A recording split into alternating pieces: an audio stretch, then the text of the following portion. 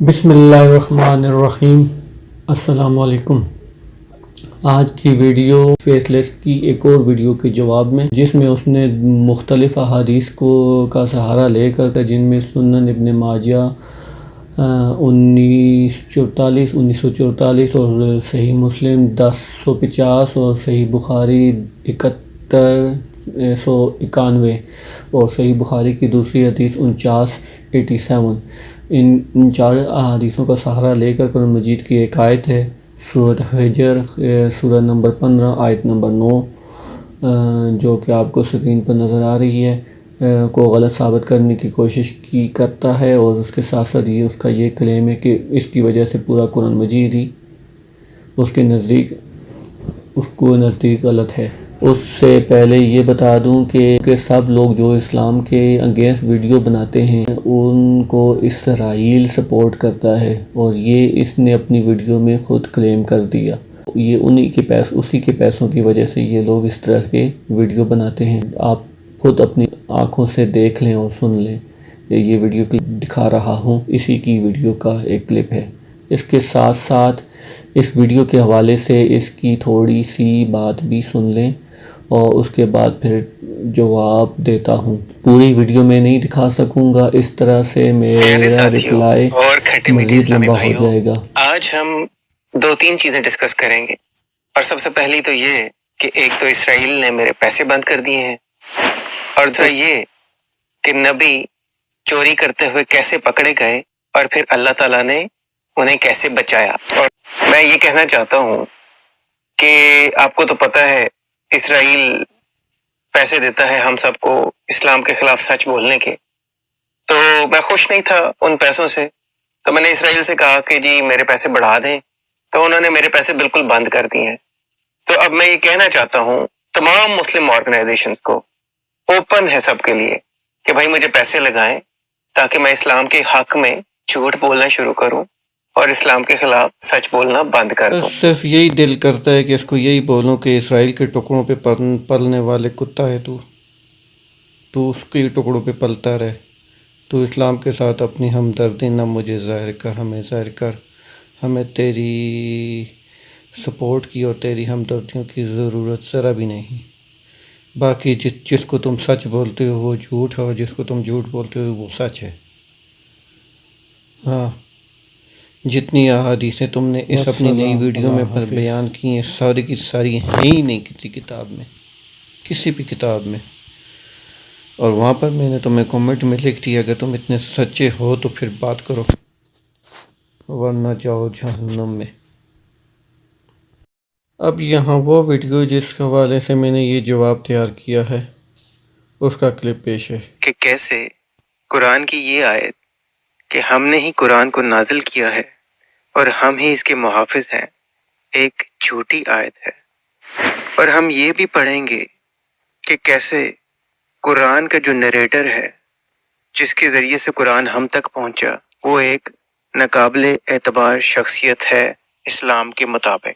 اب یہ ہے اس کی ویڈیو جس پر میں نے یہ جواب تیار کیا ہے۔ پوری ویڈیو میں دکھا نہیں سکتا کیونکہ جواب بھی میرا 17 منٹ کا ہے اور ویڈیو بھی اس کی 10-12-15 منٹ کی ہے، تو اگر دونوں کو ملا لیا تو پھر بہت ہی لمبا ہو جائے گا، لہٰذا اب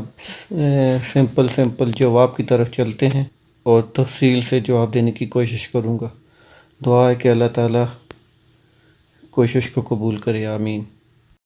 سٹارٹ کرنے سے پہلے یہ بتا دوں کہ پہلے میں اس کو ان احادیث کا رپلائی دوں گا جو اس نے یہاں پر بیان کی ہیں، لکھی ہیں، کوٹ کی ہیں،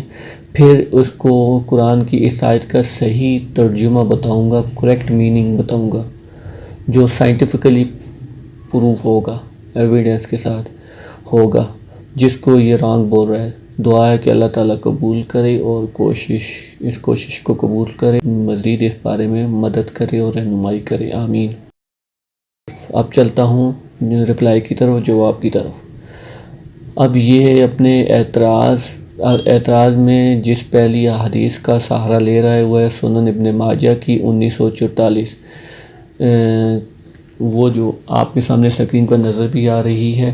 اس میں اس کا مین کلیم تو یہی ہے، بڑا جو کلیم ہے وہ یہی ہے کہ قرآن کی دو آیات ورسز جو کہ ایک پیپر پر لکھی ہوئی تھی ان کو ایک بکری نے کھا لیا، لہٰذا قرآن مجید انکمپلیٹ ہے۔ تو مسٹر بیس لیس، میں اس حدیث کی وجہ سے تمہاری بات کو سچ مان بھی لیتا اگر قرآن کا اس ٹائم کوئی حافظ نہ ہوتا، یا قرآن کو کوئی ایک صحابی نے ہی ایک جگہ ہی لکھ کر رکھا ہوتا جہاں سے اس بکری نے وہ پیج کھایا، مگر قرآن تو اس ٹائم ہزاروں کی تعداد میں صحابہ کے دلوں میں حفظ تھا، زبانی یاد تھا ان کو، اور جیسے جیسے ایک آیت نازل بھی ہوتی تھی اسی کے ساتھ ساتھ اس کو مختلف صحابی اس کو لکھ لیتے تھے اور یاد کر لیتے تھے۔ تو ایک پیپر کے بکری کے کھانے سے پورا قرآن مجید مشکوک بنانا یہ ٹھیک نہیں ہے۔ لاجیکلی یہ بات انتہائی غلط ہے، اینڈ تم صرف ایک پیپر کے بکری کے کھانے کی وجہ سے پورے قرآن مجید کو غلط نہیں ثابت کر سکتے۔ اس کے لیے تمہیں کوئی اور مزید ثبوت لے کر آنے کی ضرورت پڑے گی، اور وہ بھی میں تم کو اس ہی ویڈیو میں آگے بتاؤں گا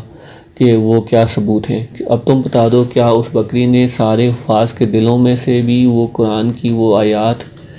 کھا لی تھی؟ سو یہ تو تمہارا آرگومنٹ ٹوٹلی بیس لیس ہے اور یہ تم سے نہیں ہوگا۔ سیکنڈ حدیث صحیح مسلم 1050 کا تم نے حوالہ دیا۔ اول تو یہ حدیث ہے ہی نہیں جو تم نے بیان کی ہے، لیکن پھر بھی تمہارے کلیم کو اگر دیکھا بھی جائے تو وہی کلیم تم نے کیا ہے کہ ایک حافظ 2 صورتیں بھول گیا جس کی وجہ سے وہ آج قرآن کا حصہ نہیں ہے۔ اس حوالے سے تم نے فتویٰ وغیرہ بھی دکھا دیا جس میں انہوں نے کوئی لکھا ہوا ہے کہ یہ منسوخ ہے، پتہ نہیں وہ فتویٰ تم نے کہاں سے دکھا دیا، لیکن یہ حدیثیں بھی نہیں ہیں۔ لیکن چلو تمہاری حدیثوں کو اگر مان بھی لوں، اگر یہ ہے بھی حدیث، تو پھر بھی میرا وہی جواب ہے جو پہلی والی بکری والی حدیث کا دیا۔ اس کے حوالے سے بھی یہی جواب بنتا ہے کہ اگر ایک صحابی، ایک حافظ جو 2 صورتیں یا ان جیسی صورتیں بھول گئے تو کیا سارے حفاظ بھول گئے؟ لہٰذا یہ بھی نہیں مان سکتے۔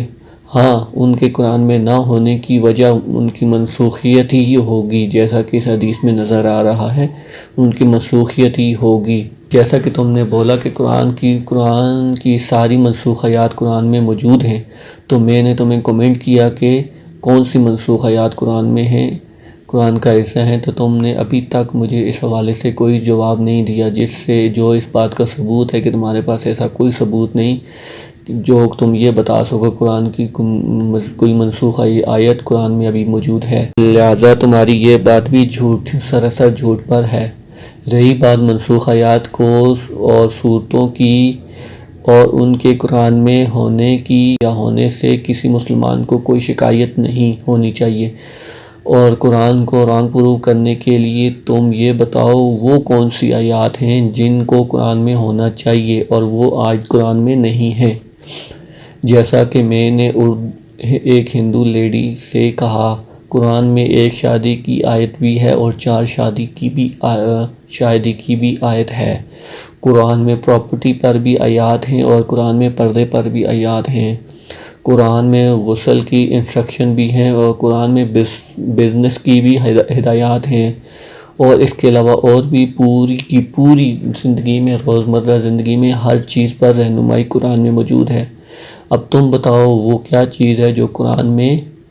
یا اسلام میں نہیں؟ اب میں تمہیں وید کے بارے میں بتا دوں کہ وید میں ہندو لوگوں کے لیے شادی کے حوالے سے کوئی شلوک، کوئی آیت، کوئی ورس، کوئی شلوک نہیں، جس کی وجہ سے 1954 تک انڈیا میں کسی جگہ ایک میل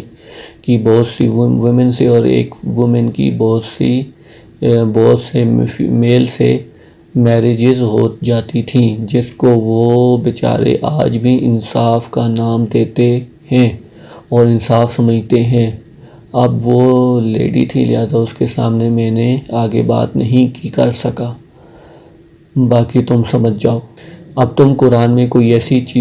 چیز بتاؤ جو قرآن میں نہیں ہے اور جس کی وجہ سے مسلمانوں میں کوئی ایسی غلط رسمیں ہیں۔ یہ ہے وہ ثبوت۔ اب یہ ہے وہ ثبوت جس کے بارے میں نے اوپر ذکر کیا کہ تم قرآن میں کوئی ایسی چیز بتاؤ جو ہونی چاہیے تھی لیکن آج نہیں ہے۔ لاسٹ میں تم نے صحیح بخاری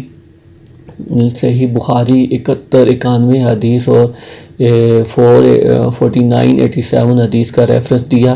ان حدیثوں پر بات کرنے سے پہلے میں تمہیں حضرت عمر رضی اللہ تعالیٰ عنہ کے بارے میں بتا دوں کہ حضرت محمد صلی اللہ علیہ وسلم نے فرمایا، اگر میرے بعد کوئی پروفٹ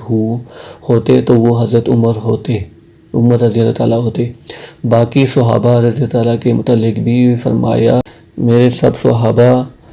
سٹارز کی طرح ہیں، جو ان کی اتباع کرے گا وہ میری اتباع کرے گا۔ یہ قرآن اللہ نے پروفٹ محمد صلی اللہ علیہ وسلم پر نازل کیا اور اس کی ترتیب صحابہ سے کروا کر ان کی عظمت کو واضح کرنا تھا، لہٰذا یہ کام ہوا اور یہ سب اللہ تعالیٰ کی مرضی سے ہوا۔ یہ ان لوگوں کو رپلائی ہے یہاں پر جو لوگ حضرت علی کے علاوہ دوسرے صحابہ کو صحیح نہیں مانتے، اچھا نہیں سمجھتے، غلط بولتے ہیں، تو ان لوگوں کو یہ جواب ہے کہ وہ لوگ قرآن مجید حضرت ابوبکر صدیق رضی اللہ تعالیٰ کا جمع کیا ہوا پڑھ رہے ہیں، اور حضرت ابوبکر صدیق یہ کام نہیں کرنا چاہتے تھے۔ اس کام پر حضرت عمر رضی اللہ تعالیٰ نے ان کو مجبور کیا، جیسا کہ حدیث میں آپ واضح طور پر دیکھ سکتے ہیں۔ قرآن کو پروفٹ محمد نے بک کی شیپ نہیں دی تو کوئی بات نہیں، قرآن کو حضرت عمر رضی اللہ تعالیٰ کے مشورے سے حضرت ابوبکر صدیق نے بک کی شیپ دی، جو فرسٹ خلیفہ تھے، جنہوں نے حضرت محمد صلی اللہ علیہ وسلم کی بیماری کے وقت ان کی زندگی میں مسلمانوں کی امامت کی،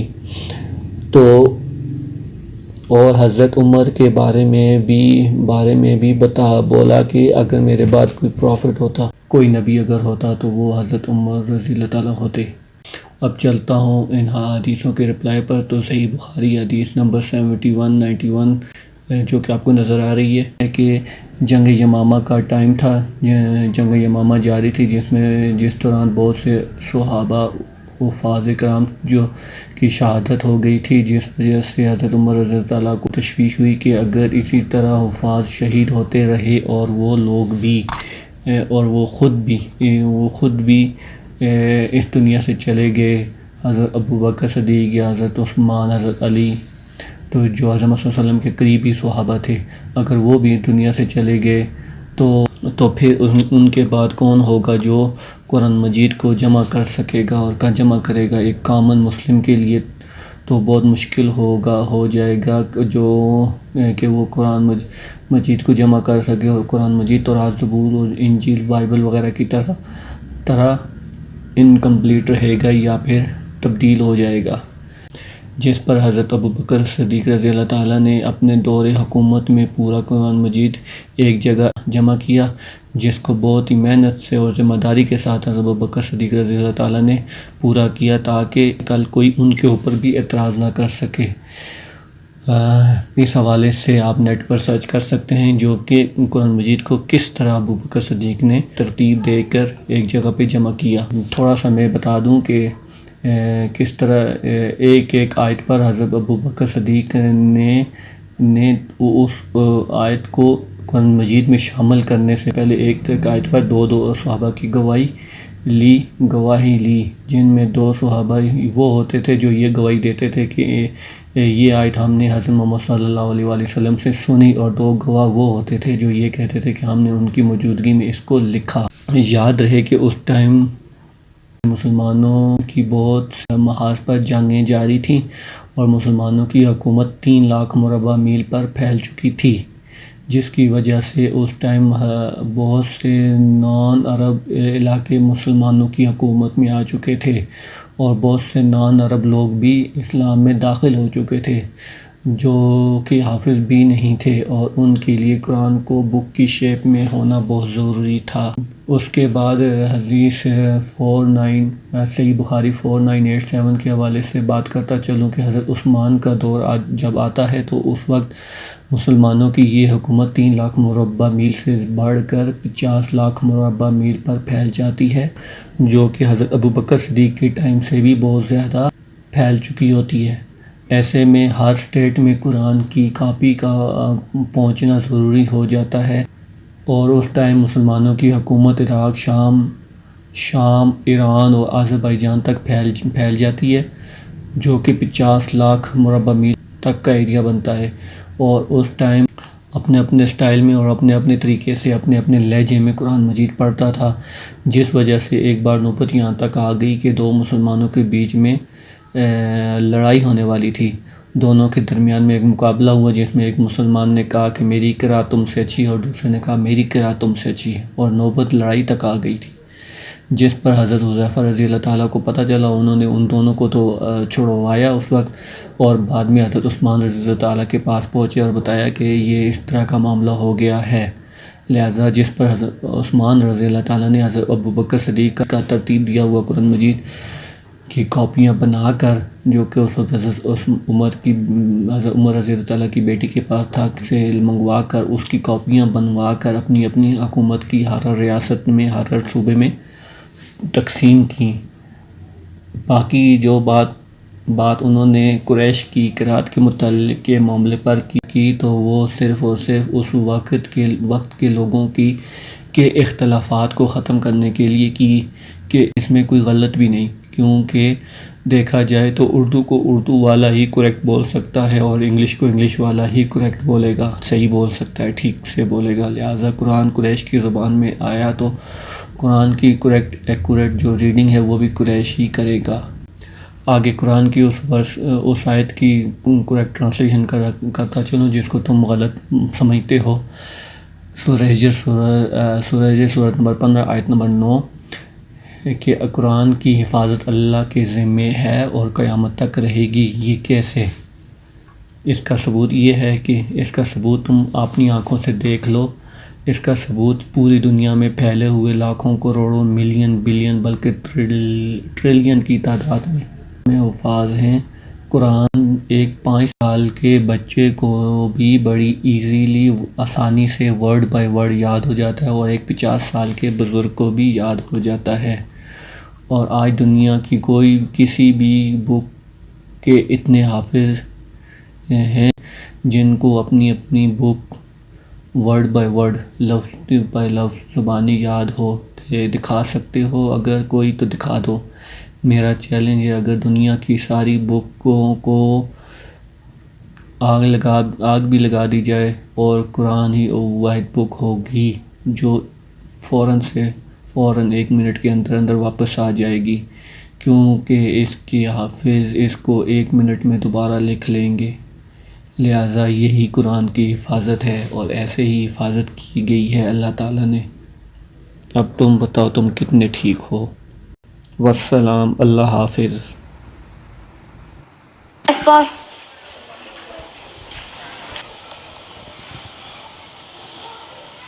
الحمد لله رب العالمين الرحمن الرحيم مالك يوم الدين إياك نعبد وإياك نستعين اهدنا الصراط المستقيم صراط الذين أنعمت عليهم غير المغضوب عليهم ولا الضالين آمين. وما لكم لا تقاتلون في سبيل الله والمستضعفين من الرجال والنساء والذين من قبلكم لعلكم تتقون الذي جعل لكم الأرض فراشا والسماء بناء وأنزل من السماء ماء فأخرج به من الثمرات رزقا لكم وعذاب